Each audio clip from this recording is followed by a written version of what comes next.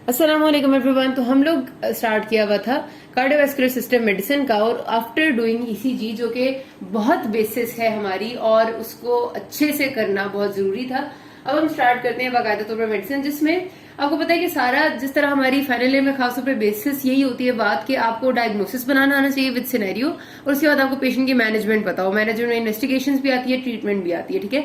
उसमें आपसे पैथोजेनेसिस बहुत डिटेल में, क्या नॉर्मल भी शायद ही मुश्किल ही कोई पूछे, लेकिन आपको बेसिक आइडिया होगा तो आप उसका डायग्नोसिस बना सकेंगे।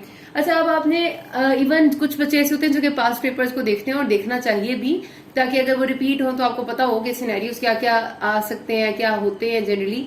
तो उसमें भी आप देखेंगे कि वो अक्सर ना क्वेश्चन के जब आंसर्स आपको लिख के देते हैं ना, तो हाल ही इन्वेस्टिगेशन में इन्वेस्टिगेशन का नाम लिख देते हैं, वो डिटेल नहीं लिखते। मैं आपको हर दफा कहती हूँ कि आप लोगों ने क्वेश्चन में नंबर लेने के लिए थोड़ा थोड़ा लिखना होता है कि आप उस इन्वेस्टिगेशन में क्या देखेंगे। ये नहीं लिखना होता कि उसका प्रोसीजर क्या है। सपोज मैं कहती हूँ मैंने कहीं चेस्ट एक्सरे कराना है किसी पेशेंट का, तो और कार्डिक पेशेंट है, तो डेफिनेट सी बात है मैं लिखूंगी कि मैं देखना चाह रही हूँ कि उसमें कहीं पल्मोनरी एडेमा तो नहीं है। ड्यू टू पल्मोनरी एडेमा की होता है लेफ्ट हार्ट फेलियर की वजह से होता है, बैक प्रेशर इंक्रीज हो जाता है, या मैं उसमें कार्डिक साइज देखना चाहती हूँ, कार्डिक चैम्बर्स का साइज। तो ये बात आपने लिखनी होती है कि why are you doing that investigation, ठीक है। उसके लिए आपको पता होगा तो आप लिखेंगे इन्वेस्टिगेशंस क्या होती हैं। हर क्वेश्चन के डायग्नोसिस के बाद वो आपसे दूसरा सवाल इन्वेस्टिगेशन पूछते हैं, और कभी कभार पहला सवाल ही इन्वेस्टिगेशन पूछ लेते हैं डायग्नोसिस बता के। तो इसलिए ताकि मुझे आपको हर वीडियो में ये बात, जब जब मैं आपको पढ़ाऊंगा, अभी मैं आगे आपको एमआई पढ़ाऊंगी, एक्यूट कोरोनरी सिंड्रोम पढ़ाऊंगी, एंड माइट्रल रिगर्जिटेशन वगैरह, तो हर वीडियो में मुझे आपको बताना ना पड़े कि भाई ये वाली इन्वेस्टिगेशन इसको ऐसे करते हैं। एक वीडियो है जिसमें सारी इन्वेस्टिगेशन का हम नाम देख लेते हैं कि क्या क्या हमें करानी होती है, तो और हमें बताओ कि इसमें हम क्यों कराते हैं और कब कराते हैं और क्या देखते हैं, ताकि हमें बार बार रिपीट ना करना पड़े। तकरीबन मोर और लेस यही चीजें होती है जिनको हम रिपीट कर रहे होते हैं, ठीक है। तो ये जानना इसलिए जरूरी है। तो हमारे पास सबसे पहली और बेसिक इन्वेस्टिगेशन हर आपके कार्डिक पैथोलॉजी में ईसीजी होती है। याद रखना, मेडिसिन वालों को एक बात बहुत पसंद होती है कि वो हमेशा चाह रहे होते हैं कि आप पहले बेसलाइन इन्वेस्टिगेशन कराएं, फिर स्पेसिफिक पे आए। सर्जरी वाले पहले कहते हैं कि आप डायग्नोस्टिक इन्वेस्टिगेशन कराएं, फिर बेसलाइन कराएं जो एनेस्थीसिया फिटनेस की होती है। लेकिन मेडिसिन वालों का ना दिल थोड़ा सा होता है कि जब आप मेडिसिन को आंसर करो तो आप बेस लाइन से करो और आप फिर स्पेसिफिक कराओ।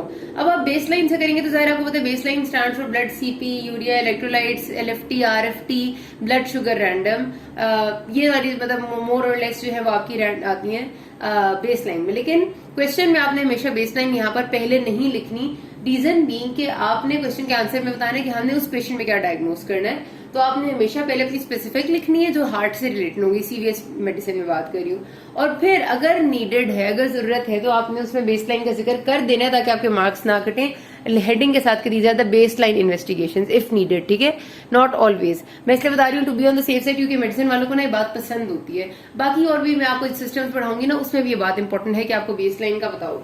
अच्छा, ईसीजी मैंने आपसे कहा कि बेसिस है या बेसिक है आपकी कार्डिक पैथोलॉजी। अगर कोई पेशेंट कोई भी किसी भी किस्म का है, उसमें हम ईसीजी के बगैर तो प्रोसीड करते ही नहीं, बल्कि पहले ईसीजी कराते हैं और फिर हम उस पेशेंट को चेक करते हैं। तो पहले आपने सिंपल ईसीजी करा ली जो 12 लीड ईसीजी होती है, ठीक है, एक तो वो होगी, उसकी डिटेल हमने कर ली है।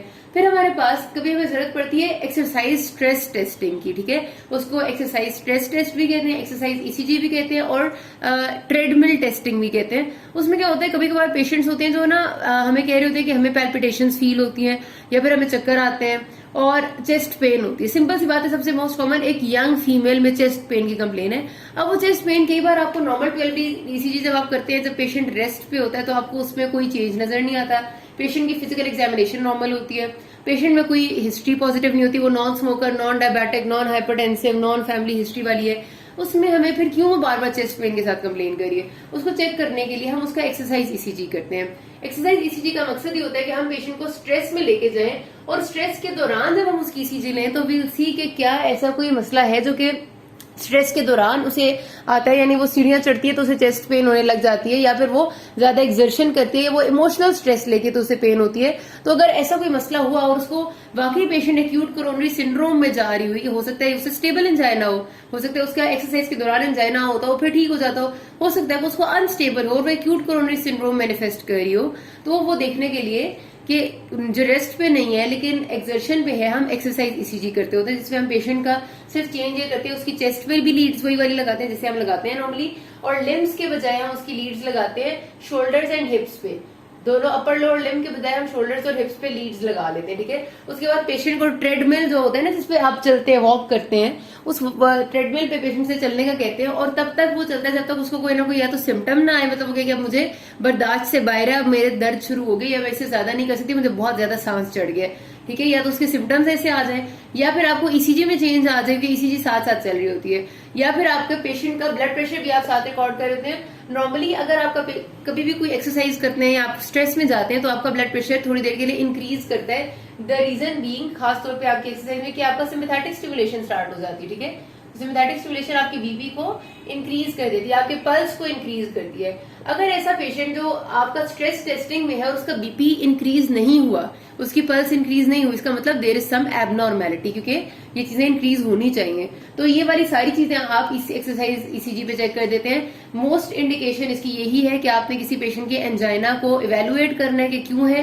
पेशेंट आपके पास नॉन टिपिकल, मतलब एक टिपिकल सी एंजाइना की प्रेजेंटेशन दे रहा है लेकिन सब नॉर्मल आ रहा है, आप उसे इवेलुएट करना चाह रहे हैं, तो उसके लिए आप करते हैं।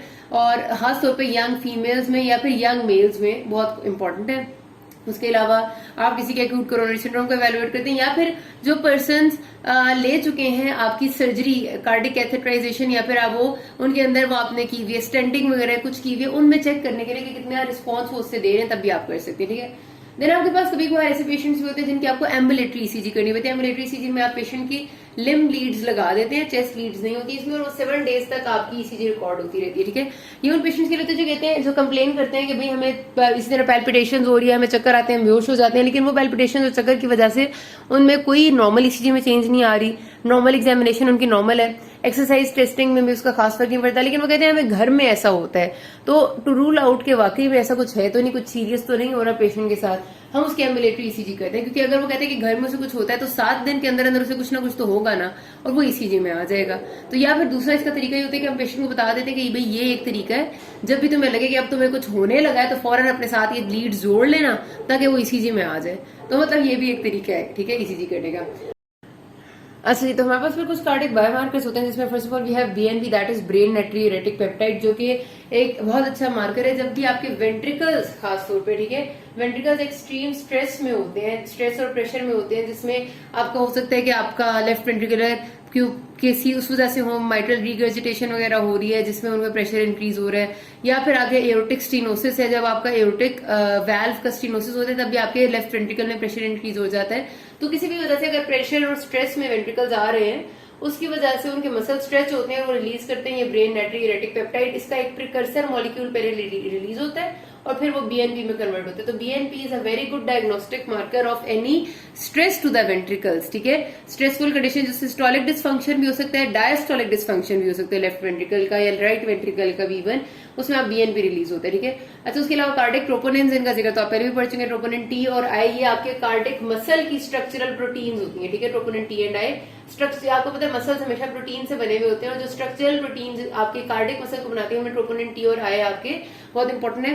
तो ये आपका जब भी कार्डिक मसल इंजरी होती है तो उसमें ट्रोपोनिन टी आई रिलीज होती है। तो इसका मतलब ये है कि ये मायोसाइट इंजरी को डिनोट करते हैं। मायोसाइट इंजरी तभी होती है जब आपका मायोकार्डियल इन्फार्क्शन होता है। एंजाइना कभी भी इंजरी नहीं करता, स्टेबल एंजाइना हो, अनस्टेबल एंजाइना हो, प्रिंस मेटल एंजाइना, उसमें कभी भी मायोकार्डियल सेल्स नेक्रोसिस नहीं होता, इंजरी नहीं होती। इंजरी जब होता है तो उसे हम एमआई कहते हैं। तो troponin T I R very good markers of MI, क्योंकि ये 3 से 7 दिन तक एलिवेटेड रहते हैं।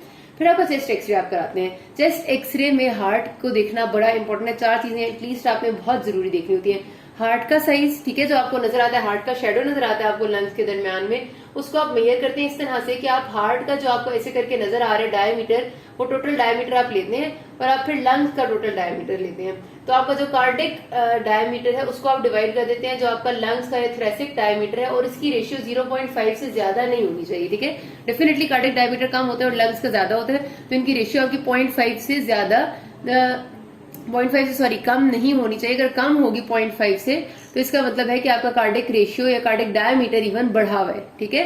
तो 0.5 से कम इसकी वैल्यू नहीं होनी चाहिए। इस तरह आप हार्ट का साइज एक जनरल सा मेजर कर लेते हैं। उसके अलावा आप सारे कार्डिक चैम्बर्स का एक शेडो आपको ओवरव्यू दे देता है कि कोई चैम्बर ज्यादा डायलेटेड, ज्यादा कॉन्स्ट्रिक्टेड तो नहीं, क्योंकि अगर सपोज लेफ्ट एट्रियल डायलेशन है तो आपकी ये जगह इस तरह से आएगी कि यू करके बन जाएगा, ठीक है, बिल्कुल स्ट्रेट हार्ट का बॉर्डर आ जाएगा। अगर आपकी लेफ्ट वेंट्रिकुलर डायलेशन है तो आपको ये जगह बड़ी नजर आएगी। तो इस तरह से हर एरिया आपको थोड़ा बहुत एक आइडिया दे देता है। उसके बाद आप पल्मनरी वेसल्स को देखते हैं। पल्मनरी वेसल्स का भी शेडो होता है जो आपको नजर आता है। अगर वो डायलेटेड हो तो डायलेटेड शेडोज नजर आते हैं। ये तो होते हैं सारा कुछ जो आप पोस्टर एंटीरियर व्यू में बहुत क्लियर देख लेते हैं। जब आप साइड व्यू लेते हैं, साइड व्यू में आपको नजर आती है पेरिकार्डियल की चेंजेस, ठीक है। साइड व्यू आप लंग का side view x-ray, lateral view x-ray लेंगे तो उसमें अगर आपको पेरिकार्डियम में कोई फ्लूइड है, कोई कैल्सिफिकेशन है तो बहुत क्लियर कर नजर आ जाती है, तो वो भी आपको पेरिकार्डियल फाइब्रोसिस, कंस्ट्रिक्शन या कंजेशन शो बता देता है। And then important thing is your lungs, ठीक है। हार्ट का लंग्स से बहुत ताल्लुक है। अगर आपके पास कोई भी ऐसी डिजीज है जिसमें आपका लेफ्ट वेंट्रिकल में प्रेशर इंक्रीज हो रहा है या लेफ्ट एट्रियम में इंक्रीज हो रहा है, तो वो बैक फ्लो करके आपके लंग्स में जाता है। हर लेफ्ट हार्ट फेलियर में पेशेंट्स को पल्मनरी एडमा होता है, उनके लंग्स में क्रैकल्स होते हैं सारे, तो उसमें आपकी लंग फील्ड जाहिर है स्पेसिफाई हुई भी होंगी, उनके अंदर फ्लूइड भरा हुआ होगा। तो lung fields are again very very important for your heart. तो आप चेस्ट एक्सरे में सारी चीजों को देखते हैं, ठीक है। फिर आपकी आती है अगला टेस्ट है echocardiography, which is ultrasound of your heart. Simple अल्फाज में अल्ट्रासाउंड हार्ट का जो होता है उसको एकोकार्डियोग्राफी कहते हैं, जो आपके हार्ट के वेल्व्स को, उसकी शक्ल, उसके कस्प्स, उसकी एक एक चैम्बर को आपको सही तरह से दिखा देता है, चैम्बर की डायलेशन, कंस्ट्रक्शन। जिस तरह आप अल्ट्रासाउंड में आप एब्डोमेन में हर चीज देखते हैं, उसी तरह अल्ट्रासाउंड ऑफ हार्ट होता है ये, ठीक है। इसमें जो आपकी नॉर्मल 2D एकोकार्डियोग्राफी या 2D एको जिसको कहते हैं, वो ट्रांसथोरेसिक होती है, जिसमें बिल्कुल उसी तरह का प्रोब होता है जिस तरह अल्ट्रासाउंड का प्रोब है, वो आप स्किन के ऊपर से ऐसे ऐसे जिस तरह अल्ट्रासाउंड में मारते हैं उस तरह आप स्किन के जरिए आप देखते हैं हार्ट के स्ट्रक्चर को, उसको ट्रांसथोरेसिक कहते हैं। डॉपलर एकोकार्डियोग्राफी वो होती है जिसमें आप बेसिकली डॉपलर आपको बताती है हार्ट के फ्लो, हार्ट में ब्लड वेसल्स में ब्लड के फ्लो कितना जा रहा है, कितने स्पीड से जा रहा है, ये दोनों बातें, ठीक है। अमाउंट कितनी है और स्पीड कितनी है, किस तरह से बात बताती है। इसमें हम भेजते हैं बाहर से, आपको पता है कि रेज भेजते हैं, और वो रेज जब टकरा के किसी भी फ्लूइड से वापस आएंगी तो उनकी एक खास फ्रीक्वेंसी होगी। वो फ्लूइड जितना तेजी से मूव कर रहा होगा उतनी फ्रीक्वेंसी उन रेज की ज्यादा होगी, ठीक है। तो by checking the frequency of rays जो टकरा के वापस आ रही है, डॉपलर प्रिंसिपल के अकॉर्डिंग हम चेक कर लेते हैं कि ब्लड फ्लो किस तरह से हो रही है। वैसे उसमें खास तौर पे तब इंडिकेटेड होता है जब आपके पास कोई ऐसी पैथोलॉजी है जिसमें ब्लड की फ्लो बहुत ज्यादा खराब हो रही है, तो वेसल्स कॉन्स्ट्रिक्शन है, पल्मोनरी स्टेनोसिस या एओर्टिक स्टेनोसिस, उसमें आप डॉपलर एकोकार्डियोग्राफी कराते हैं, ठीक है। फिर आपके पास अगर आपने ऐसी जगह देखनी है जो आपको डायरेक्ट एकोकार्डियोग्राफी पे बहुत अच्छी नजर नहीं आती, जिस तरह क्या है आपके लेफ्ट एट्रियम हो गया, ठीक है। लेफ्ट एट्रियम ने इसे पीछे करके होता है थोड़ा सा, वेंट्रिकल्स आपको बहुत क्लियर नजर आ जाते हैं, बाकी सब भी आ जाता है, लेकिन अब लेफ्ट एट्रियम की जो पोस्टीरियर वॉल होगी वो आपको ट्रांसथोरेसिक एको पे सही से नजर नहीं आएगी, ठीक है।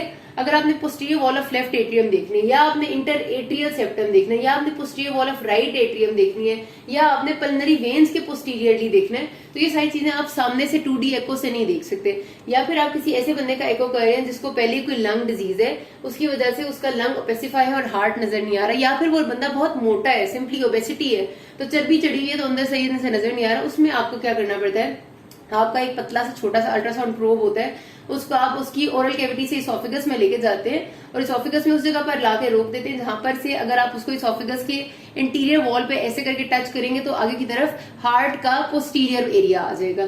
तो उस अल्ट्रासाउंड प्रोब के जरिए आप जब जोर से देखते हैं, मतलब जाए इसोफिगस के आगे पहले ट्रेकिया होता है और फिर हार्ट होता है, तो उसमें आपको हार्ट का जाहिर सी बात है, सॉरी हार्ट नीचे करके पड़ा हुआ होता है, ट्रेकिया तो नहीं होता, तो आपको वहां पर से इसोफिगस में से आप अल्ट्रासाउंड करते हैं हार्ट के पोस्टीरियर स्ट्रक्चर्स का, मतलब पोस्टीरियर वॉल ऑफ इसका, इंटर एट्रियल सेप्टम वगैरह का, और आपको बहुत क्लियर व्यू मिल जाता है, ठीक है, अगर आप नहीं देखें। फिर एक होती है आपकी स्ट्रेस एकोकार्डियोग्राफी, जिसमें आप पेशेंट को स्ट्रेस में, मतलब आफ्टर गिविंग अ स्ट्रेस आपने उसकी एको करनी होती है। ये उन लोगों में हम करते हैं जिनमें हम एक्सरसाइज ईसीजी नहीं कर सकते, क्योंकि वो पेशेंट्स या तो हो सकते हैं उनकी टांग बाजू टूटी हुई है, वो मोबिलाइज नहीं हो सकते, या फिर उनका कोई और मसला है कि वो एक्सरसाइज नहीं कर सकते। उसमें हम स्ट्रेस किस तरह देते हैं, हम कोई भी उन्हें आइनोट्रोपिक ड्रग देते हैं। आइनोट्रोपिक ड्रग्स वो होती हैं जो हार्ट के कॉन्ट्रैक्शन को इंक्रीज करती है, यानी हार्ट पे कॉन्ट्रैक्शन इंक्रीज होगी तो फोर्स पड़ेगा, तो फोर्स का मतलब है हार्ट पे स्ट्रेस आएगा, तो हम उनको डोब्यूटामीन देते हैं, वो आपकी बीटा-1 एगोनिस्ट होती है, हार्ट की कॉन्ट्रैक्शन को इंक्रीज कराती है।